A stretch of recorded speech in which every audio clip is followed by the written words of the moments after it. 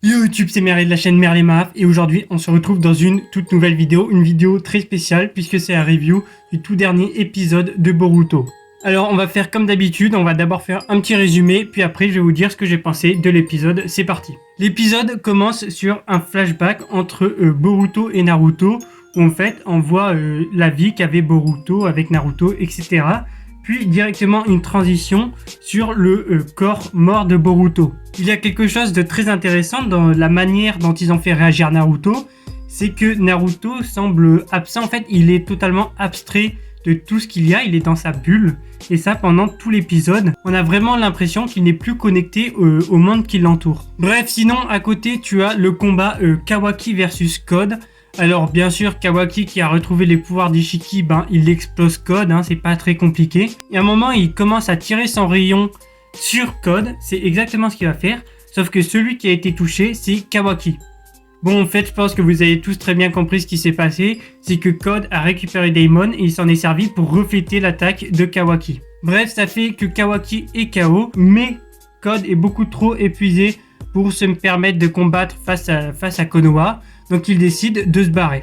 On retourne sur Naruto et sur Boruto, et Boruto commence à bouger.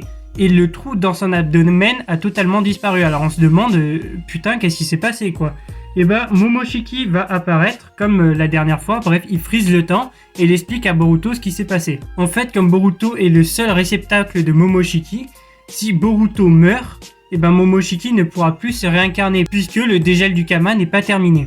Donc, pour continuer à survivre, Momoshiki a pris la décision de reconstituer le corps de Boruto grâce au Kama. Le problème, c'est que ces parties du Kama étaient censées reconstituer le corps de Momoshiki. Ce qui fait que Momoshiki ne pourra plus se réincarner et donc il reste bloqué sous la forme qu'il est actuellement, le Kama. Bref, du coup, forcément, Boruto il est content, il se dit Momoshiki, il pourra plus se réincarner, il commence un petit peu à faire le mec, mais Momoshiki lui dit par contre, te réjouis pas forcément parce que la prédiction que j'ai fait la dernière fois, elle est encore d'actualité. Et il dit même que ça va arriver très bientôt et que c'est un spectacle à ne pas manquer. Tout le monde retourne à Konoha et Kawaki est plutôt étonné. Il se demande pourquoi il est en dehors, pourquoi il n'est pas enfermé. Sumire lui répond que dans tous les cas, Kawaki n'a plus vraiment de problème à se faire puisque Boruto a survécu. Ça va étonner Kawaki et Kawaki va donc partir rejoindre Boruto pour lui parler un petit peu. Les deux sont sur le visage de pierre de Naruto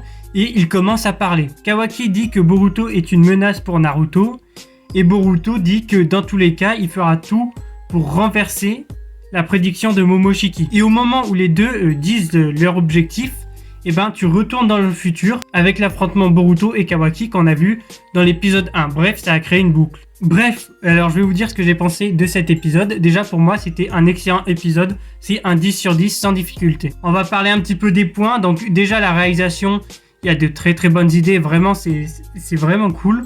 T'as des plans qu'on n'a pas forcément l'habitude de voir dans Boruto. Je pense à ce plan-là par exemple.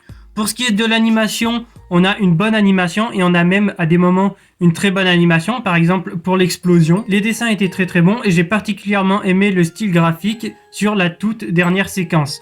C'est un style qui change pas mal sur Boruto, on n'a pas vraiment l'habitude de voir ça. Pour ce qui est du scénario, là c'est sûrement la plus grosse masterclass de l'épisode.